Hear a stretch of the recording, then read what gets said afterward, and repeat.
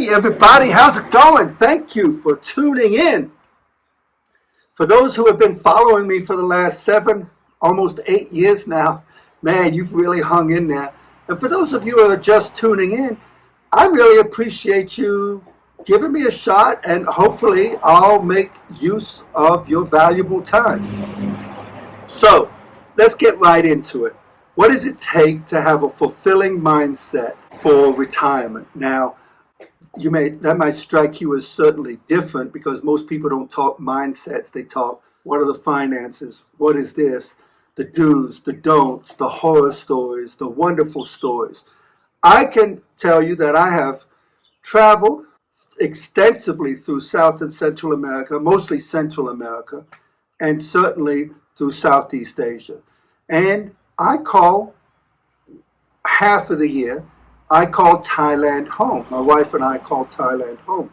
And so what I've put together over a list of things that I started jotting down about 2.5 years ago. And I've finally come to the culmination of about 34 thoughts and ideas. 13 of those are really about getting your mind right. And what's the global picture? And thinking out and looking in as to what it may take you to have a fulfilling retirement abroad. And then I have 21 practical ideas for just simply having a good time while abroad. Now, a lot of these ideas, in my mind, they relate specifically to retirement and, in general, retirement in your home country. And I'll probably do a video of that later, but for right now, I want to focus on retiring abroad, and since I do it in Thailand, about Thailand. So the first 13 things I want to talk about is getting your mind right. So let's start off with number 1. The person you are now, to a large degree, is the person that you're going to be when you retire over here. So if you're in your home country and you're kind of a negative Nelly, you don't have a good outlook, you don't like the women, you don't like the men, you don't like the weather. Probably the weather may be the only thing that's different here. Well, when you come over here, you're not going to suddenly transform into this great immigrant, this great expat, this great extended tourist that feels like, oh my God, I'm now seeing the world through a different lens and my life is so much better. Oh my God, this is not the Grand Marrakesh Hotel. This is real life. And what's going to happen is you're going to bring with you, in that suitcase of yours, the exact same person you left with. So really give it a thought as to, are you really the person that should be immigrating abroad to retire?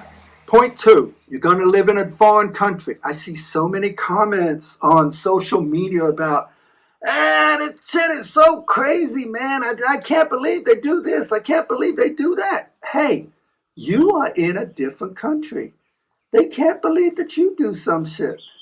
So get over that. Again, you're going to hear me say this again. If you don't like change, you're going to like being irrelevant a whole lot less. So keep that in mind. Now, point 3, I recommend take extended visits to the country in which you think you want to live in, and live in that country in various different places. And when I say live, don't go stay in a hotel. Bare minimum, rent an Airbnb. Better yet, rent or lease off the economy. Not even an Airbnb, just a pad. And then that will start to give you a feel for what it's going to take to pay the electricity, pay the gas, pay the water, get the trash squared away, et cetera, et cetera, et cetera. For example, in our town, there is no trash pickup. So we pay a private person to pick up our trash, and we actually have to pay to have our recycles taken away. They don't really have to pay, but we pay them to pick up the recycles by them giving a percentage of the recycles that we turn into them. But in effect, we're paying them to take in the recycles. I mean, nothing's a given when you go to a foreign country. Okay, number 4, be intentional about retiring. When I first came here in 2004, I was like, shit, I want to live here forever.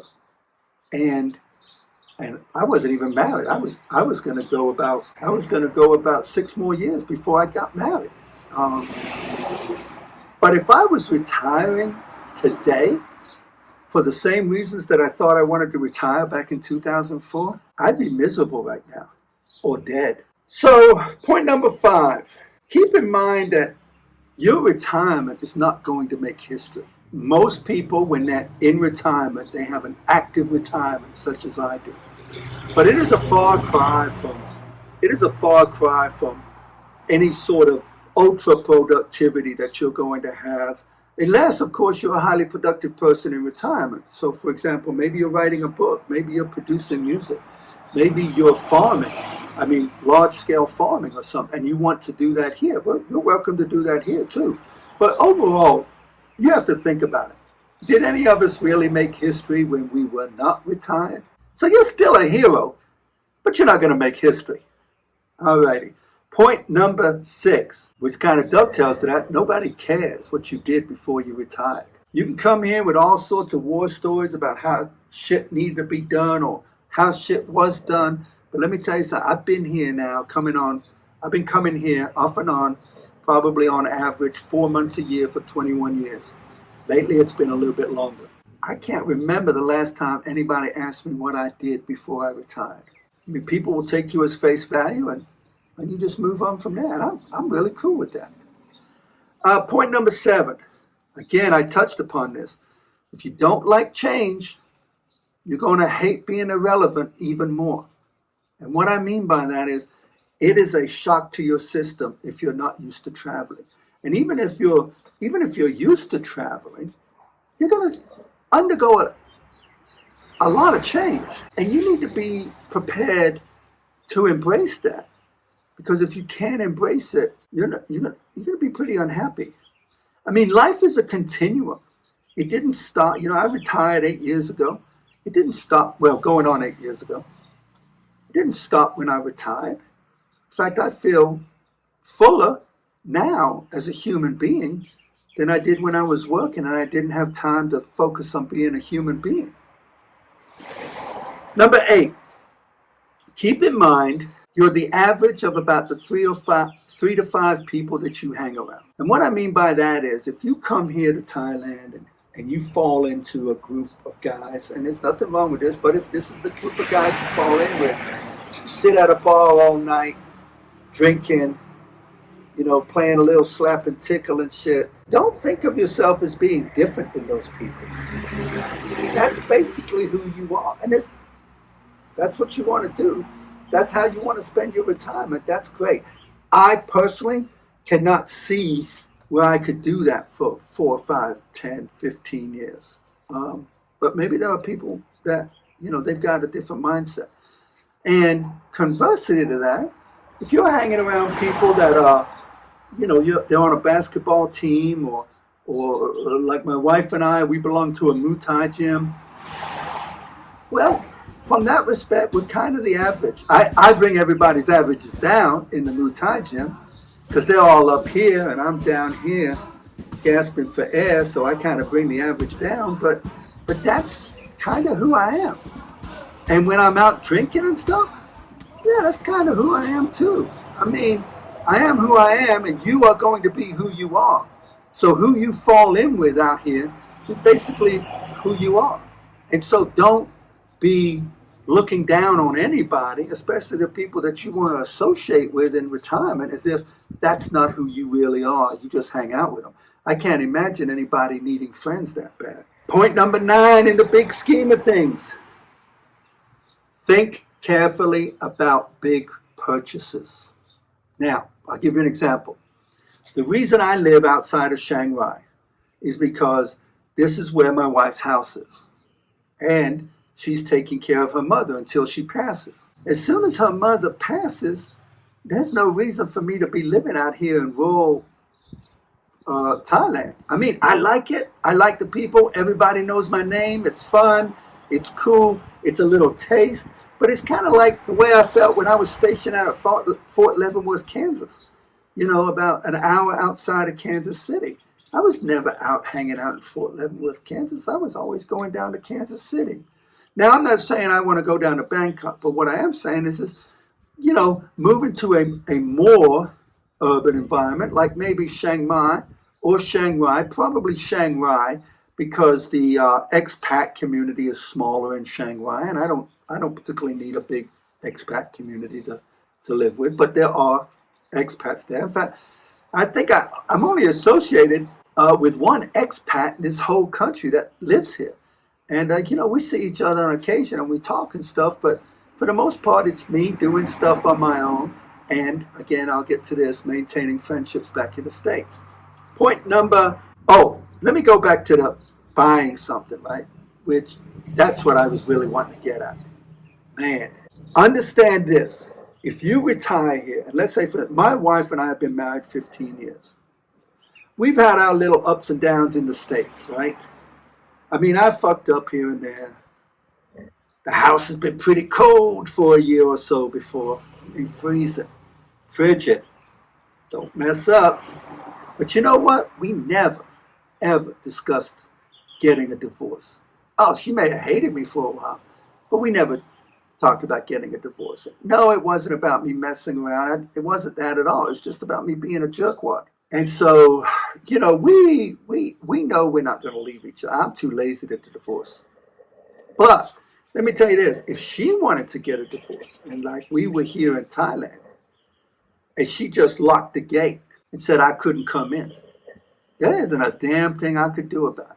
So whatever I've purchased here, like this little air-conditioned house I sleep in with my wife at night, the truck, anything, this garage and stuff that we built, I leave all that behind. No, the rice field, I leave all that behind. You just leave that behind. You leave that on the ground just like you're redeploying.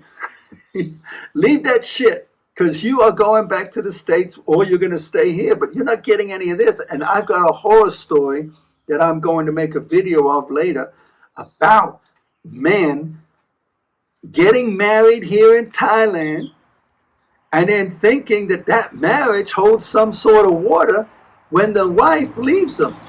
And they bought houses and cars and land and water buffaloes. And you know what she does? She turns off her phone. She locks the gate and she disappears with her Thai boyfriend. And you know what? You go down to the police station, maybe you've got your marriage certificate or whatever they give here. And they're like, man, dude, you shit out of luck, man. It sounds like you made bad decisions, because you're not going to get any sympathy. And I'll talk a little bit about that in the future. So anyway, what I'm saying is just be careful about making big purchases. Even if you're coming here with your husband, even if you're coming here with your wife, keep in mind that as two Farangs, why do you really need to purchase? You can rent and you'll never, you could purchase, let's say you could purchase for $250,000, right? Get a decent house, pretty decent house for $250,000. Okay. Why don't you just rent that house for $500 a month? 500 months of carefree rental, close the door, leave, never look behind you. So keep that in mind. That goes into point number 10. Man, I better hurry up. Point number 10. Money's a lubricant. That's all it is. And this is the last I'm really going to talk about money, between buying big ticket items, being cautious about buying big ticket items, be prepared to leave them on the ground should something bad happen. And money is a lubricant. Money's a lubricant. It helps you move through this planet. Be very careful about your finances before you get here, and that's why you should live here several times for extended periods before you decide to pull the plug in whatever country you're coming from. That's all I'll say. I'm not going to tell you how to invest your money and all that stuff, but that's all I'll say about that. Okay, now, this is something I see on social media a lot about expats. They say, they never treat me like this is my home. I'll never be home This will never be my home. Dude, get the fuck over yourself. It's never going to be your home, okay? You just said it. What? Okay, think about this. Let's take the United States, for example. I'm living in the United States in Texas, and immigrants show up. I used to work for I used to volunteer for an immigrant relocation place, and since been shut down over the last Trump administration, all that stuff, without getting into all the politics. But what I have personally seen is an immigrant comes to the United States. Let's just pick any country, Afghanistan. He comes to Afghanistan. He was helping the United States in their prosecution of the war in Afghanistan. He comes to the United States. He immediately starts getting treated like shit. Immediately. But why did he come to America then? Well, because he came to America so his kids would be Americans, or his future kids would be Americans, right? And then they grow up, and because they look a little different and they got different customs, first generation kids, they're getting treated like shit. Okay, so then they have kids. Now we're talking about the grandkids. And only now do they maybe start to learn to hide enough shit to where they get treated half-assed decent, okay? So why would a Westerner come to this country at like 30 or 40 or 50 years old and expect they got some providence to being treated just as good as they were being treated in their home country? That shit to me is just crazy. Get over it. Once and for all, let's stop talking about it. Okay, now, another one. Point 12, don't be a wet leaf. Let me tell you a little bit about being a wet leaf. In Japan, that's a saying that translates from Japanese into English. It's called a wet leaf. And that's what wives call their husbands who have retired. Because in a lot of Japanese culture, the husband, he goes and works for an organization, and he works for them for 40 years. And his whole social life and everything, his work life, his social life and everything is wrapped around that job. After work, they all go out to the I forget what that little the geisha houses. They drink, they play a little giggle, and then they go home drunk at like 11 o'clock at night. Their wives have done all the laundry. Their wives have done it. Their wives may even work. They've cooked all their meals and stuff. Their wife is asleep in bed. They come in, and then they get up at 5 o'clock in the morning, and they do it all over again, right? Well, they retire, and after 40 years, now they're all interested in what their wife is doing. Maybe now they want to be a little bit more romantic with their wife. Maybe they want to do shit with their wife. Their wives are like, he's like a wet leaf on a car windshield. And that's why they call it a wet leaf. He won't go away. He won't give me my time. And so what I would tell you is, don't come to Thailand expecting that everything's going to happen for you, and then you turn into a wet leaf glomming onto people. You have got to come here as a whole person if you want to have a whole retirement. Okay. And then the last thing I will talk about the big global piece is energy. If you don't possess positive energy, when you come here, you will not suddenly gain positive energy. Oh, there'll be a slight uptick on the graph. I don't like life. I'm going to Thailand. I get to Thailand. Oh, I love it here. Everything's great. And then you run across your first few real life items, and then you're right back down here again. Yeah, I hate it here too. Well, stop it. You really need to look inward. And you need to ask yourself, you need to ask your friends, you need to ask a psychiatrist, you need to ask a counselor.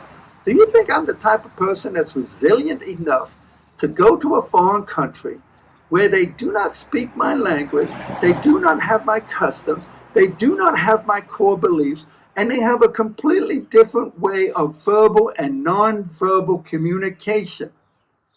You think I'll do all right there? Hopefully you got some good friends and a good psychiatrist that'll tell you either yes or no and be honest about it. So anyway, keep that. Now, let's leave the global shit alone. the mind, the body, looking out, looking in. And let's just go to some practical stuff.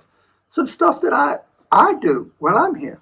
Oh yeah, one thing you can do is learn to flourish within your space. And whatever, when I say flourish is, if you're back in your home country, and let's say, for instance, when I was in Washington, D.C., I lived on we lived in an apartment. We lived in a one-bedroom apartment.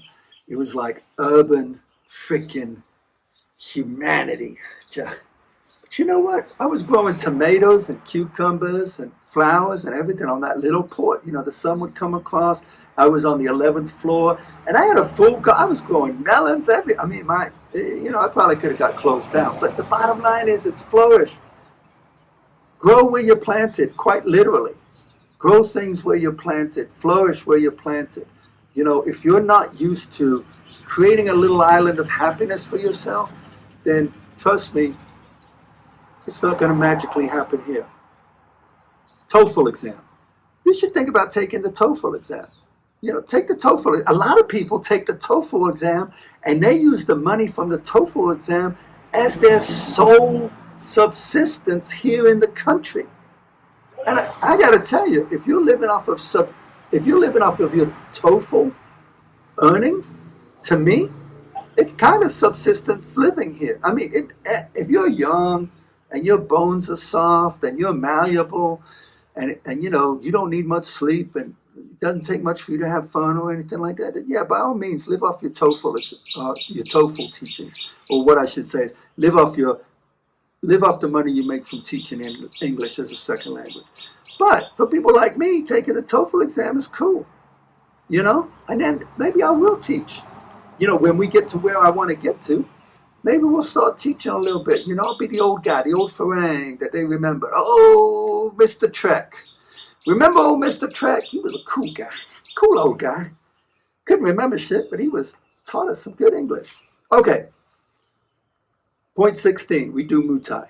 I love Muay Thai. I love Muay Thai. I have no illusions that I'll ever be good at Muay Thai, but I love Muay Thai. And that's good. You'll see that I'm going to name off so many things. You'll say, how does he have time to do all this stuff? Well, I don't do it every day. I do some of the stuff some days. Some stuff I only do once a week. Some stuff I do for 15 minutes a day. Anyway, our street dog feeding program. Love it. Love feeding our dogs. They're not even our dogs, they're just street dogs. Love it. They come and go. We've seen puppies grow up. We've seen dogs disappear. We've seen new dogs show up. I mean, I get a lot of satisfaction out of feeding dogs. Some people poison them. Some people hunt them and kill them and eat them. But you know what? Our philosophy is, let's make that dog's life as good as it can be while it's still alive. I would hazard to guess that a Thai street dog's life expectancy is probably about 6 years here in Thailand. Which strikes me as funny, since they believe in reincarnation and they treat their dogs like shit. I don't get it. But anyway, another thing, 18, try gardening. Can't beat it. Learn a new language. Well, obviously you can learn Thai, but I keep up with my Spanish. And then eventually, when we decide to live here year round, I'll probably take up Thai. But for right now, I keep up with my Spanish. And what I really should do is, being in Southeast Asia, probably French would do me a lot of good too. It probably wouldn't hurt if I learned French. Make videos. Now, of course, I'm making a video. You guys can make videos. It's kind of fun. It's I use the iVideo thing on Apple, my Mac, I guess my Apple computer. Stitch together a couple of videos, have fun. I have no illusions that I'm doing it for any amount of money, and if we make any money, we're only going to donate it. Now, I do every once in a while fantasize that to you guys, I'll be able to hold up a check or something. I don't know, do we still hold up the phone and say, look how much money I made on YouTube. We're now donating 100% of this to the orphanage down in Pattaya, or we're going to buy X bags of rice for people, or whatever. But it would be really cool. Sometimes I fantasize about doing that. But hopefully in retirement, any money you hope to make is just icing on the cake. because don't come over here where you're relying on making money in Thailand. You're a Farang, like you already said. This is not your home country. You will be taken. Okay, enough of that.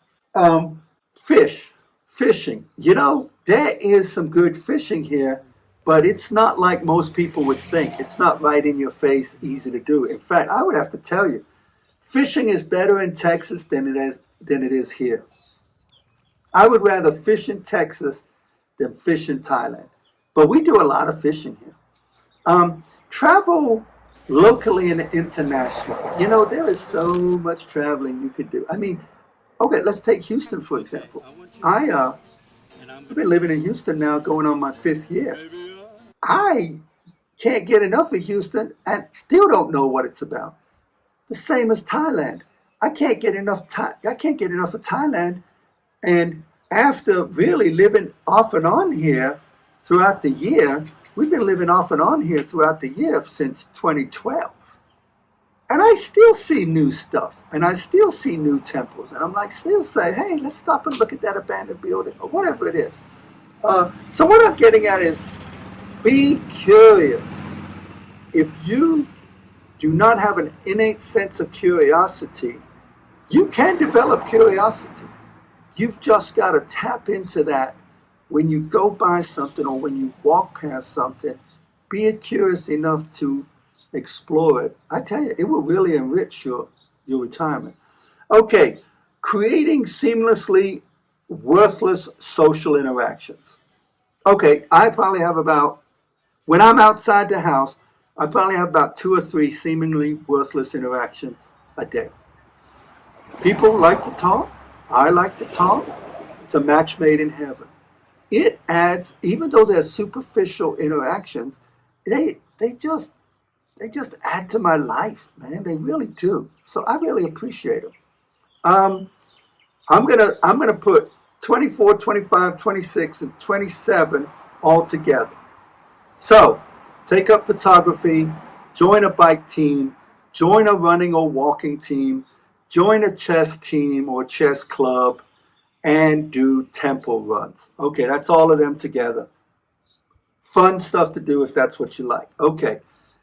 Number 30, become a history buff. Yeah, that's my last point that I'll get to, but become a history buff. 31, philanthropy and volunteering. Well, I think Jane and I probably do a fair amount of philanthropy. I mean, we certainly support our Muay Thai gym and the fighters there. Sometimes double the purses that they make fighting, just to say, hey, you've done a great job, whatever. They don't expect it. We like doing it. Match made in heaven. The dogs, we get a lot of benefit out of it. When there have been floods and stuff, we've helped out. But this is no different than the United States when we're there. We're that type of people. We volunteer, we do this, we do that. So, I think, there's that biblical saying, for those who much is given, much is expected. I believe that I believe that a life is not worth living unless you give of yourself. And the best part of giving of yourself is when you give of yourself anonymously. Nobody knows you did that good deed. You just do it. You just keep it walking. Just keep it moving. Do a good deed and keep it moving. And your life will be richer. I mean, hey, I'm not preaching. I'm just saying, you did tune in. Here's an important one. Maintain your friendships in your home country. Now, some of you will say, they never call me, they don't care. Listen, life didn't stop when you retired, okay? Life did not stop when you retired. So they're there and you're here. So who do you think should be maintaining those relationships? You, me. We should be maintaining those relationships over there because they're all doing that stuff over there. And as far as many of them know, we're in some sort of terra incognito that Nobody really knows that, you know, no one's ever been, all they know about where we're at is off of White Lotus. Now, I haven't seen White Lotus, but I'll tell you, seeing the things on social media about it, my life is no White Lotus. I'm not sure if I'd want it to be, but I think I would because everybody talks about it. But you know, so reach out, man. Just make it a. I make it a point. Look, I'm 12 hours ahead of Houston, right? Which means I'm 12 hours ahead of my daughter. It means I'm 11 hours ahead of my sister. You know, I reach out to them, but you know what? What I find is they reach out to me too. So it's not just a one-way street. But you've got to create that.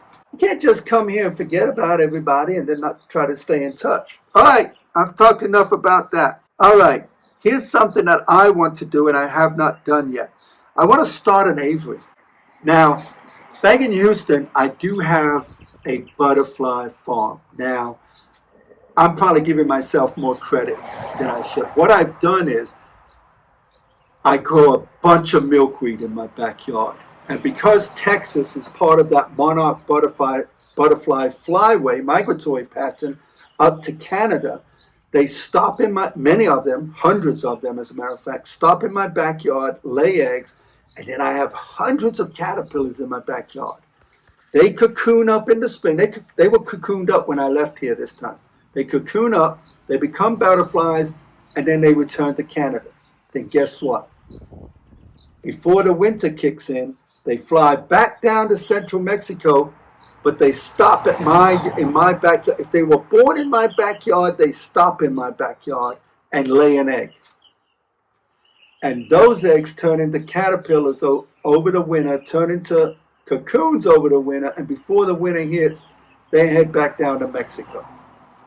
Then those butterflies that were born there, that headed back to Mexico, when they come back up to Mexico, they're going to stop in my backyard, lay an egg, and then die. But twice a year, I have a shitload of butterflies coming into my backyard. I love it. And you know what? This goes into it's not my last point, but I'm going to make it my last point. I love having the time in retirement to educate myself. We live in a wonderful period of knowledge and knowledge gathering. You know, I'm probably through the internet. Some people would disagree because it depends on what you believe on the internet, but I would believe I have more useful information and more important information to me that I have accrued post-master's education. So I got my last master's in 2013. So since 2013, I've gained more knowledge from the internet, and now I retired in 2017. So what I love about it is I take the time to study, to get smart. So I got smart on these butterflies, and I do the thing. I build the little structures, so the cocoon. So anyway, I'm talking about aviaries.